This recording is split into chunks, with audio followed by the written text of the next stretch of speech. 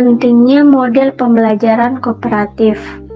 Pembelajaran kooperatif membawa konsep inovatif dan meningkatkan keaktifan peserta didik, juga diharapkan dapat meningkatkan hasil belajar peserta didik.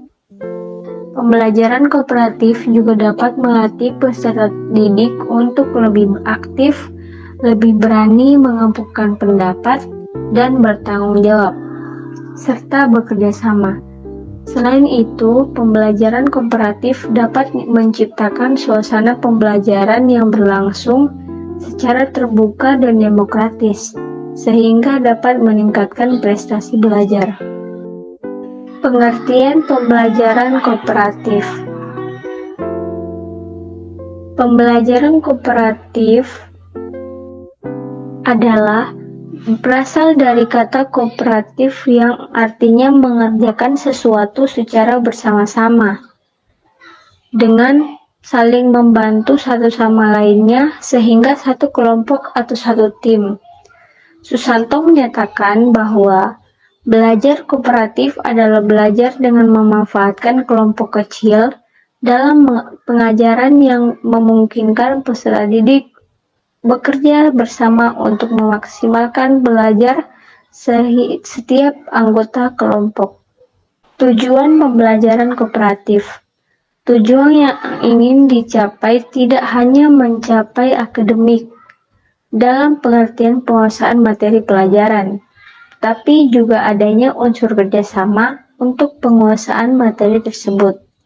Adanya kerjasama inilah yang menjadi ciri khas dari cooperative learning. Pembelajaran kooperatif adalah suatu aktivitas pembelajaran yang menggunakan pola belajar peserta didik berkelompok untuk menjalin kerjasama dan saling ketergantungan dalam struktur tugas, tujuan, dan hadiah. Selanjutnya, unsur-unsur pembelajaran kooperatif. Yang pertama, saling ketergantungan positif atau positive interdependence. Yang kedua, tanggung jawab perseorangan atau personal responsibility. Yang ketiga, interaksi promotif atau face-to-face promotive interaction. Yang keempat, keterampilan berkomunikasi antar anggota atau interpersonal skill. Dan yang terakhir, pemrosesan kelompok atau group processing.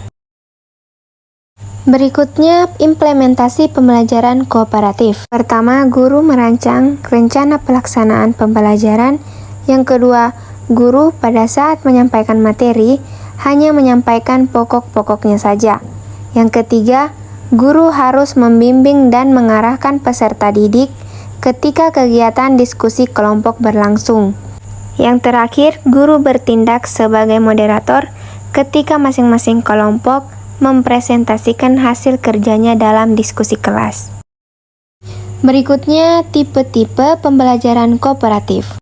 Yang pertama, kooperatif tipe number head together, salah satu model pembelajaran yang sering diterapkan di sekolah. Yang kedua, kooperatif tipe teams games tournaments. Yang ketiga, kooperatif tipe investigasi kelompok. Yang keempat, kooperatif tipe STAD. Yang kelima, kooperatif tipe Cooperative Integrated Reading and Composition. Yang keenam, kooperatif tipe Jigsaw. Dan yang terakhir, kooperatif tipe Team Accelerated Instruction. Peran guru dalam model pembelajaran kooperatif. 1. Mampu menciptakan suasana kelas yang nyaman dan menyenangkan. 2.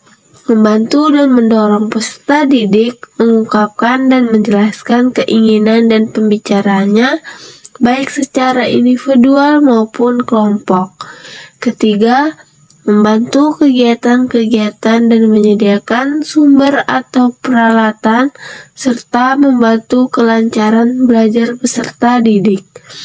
Keempat, membina peserta didik agar setiap orang merupakan sumber yang bermanfaat bagi yang lainnya. Yang kelima, menjelaskan tujuan kegiatan pada kelompok dan mengatur penyebaran dalam bertukar pendapat.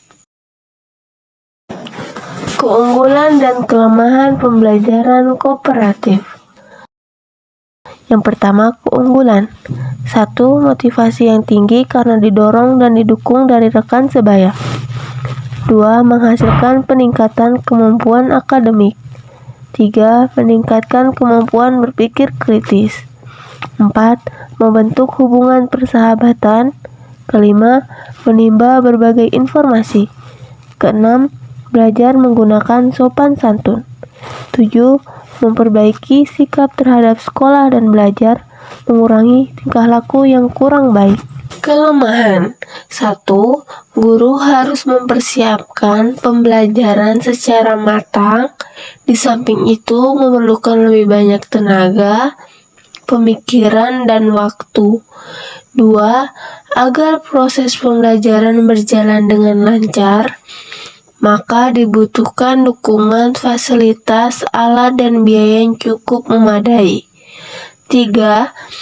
Selama kegiatan diskusi kelompok berlangsung, ada kecenderungan topik permasalahan yang sedang dibahas meluas sehingga banyak yang tidak sesuai dengan waktu yang telah ditentukan.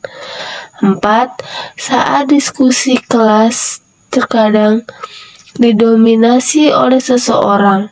Hal ini mengakibatkan peserta didik yang lain menjadi pasif.